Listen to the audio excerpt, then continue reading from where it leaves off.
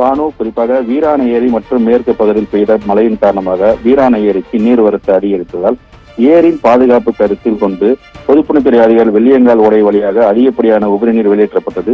இதனால் சிதம்பரம் அடுத்த காட்டுமன்னார் கோயில் தாலுகாவுக்கு உட்பட்ட கூடு வெளிச்சாவடி, வடமூர், தெம்மூர், கிராமங்களிலும் அதே போன்று சிதம்பரம் தாலுகாவுக்கு உட்பட்ட கொடியாலம், எசனை, செங்கல்மேடு, துறைப்பாடி, சிவாயம், நாஞ்சலூர், துணிச்சல்மேடு, பூலாமேடு உள்ளிட்ட 10க்கும் மேற்பட்ட கிராமங்களில் சம்பா சாகுபடி மற்றும் அறுவடைக்கு தயாரான நெல் பயிர்கள் தான் தற்போது நாம் பார்க்கக்கூடிய அந்த காட்சிகள் வெள்ளை நீர் சூழ்ந்திருக்கின்றன. அதாவது கழுகு பார்வையில் காத்துக் கொண்டிருக்கிறோம். அதாவது நேயர்களுக்காக தற்பொழுது வெள்ளை நீர் வழியாதால் பயிர்கள் அனைத்தும் அழிய நிலையில் இருப்பதால் விவசாயிகள் கடும் வேதனை உள்ளனர்.